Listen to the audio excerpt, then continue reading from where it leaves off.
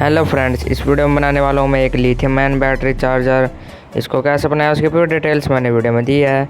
इसको बनाना काफ़ी ज़्यादा सिंपल है। ये अपने आप चार्ज होने के बाद जो है इंडिकेट कर देता है। तो इसको जो आप इजी तरीके से घर पर बना सकते हो। अगर आपने अब तक चैनल सब्सक्राइब नहीं किया तो चैनल को सब्सक्राइब कर दो, वीडियो को एक लाइक। Let's make it.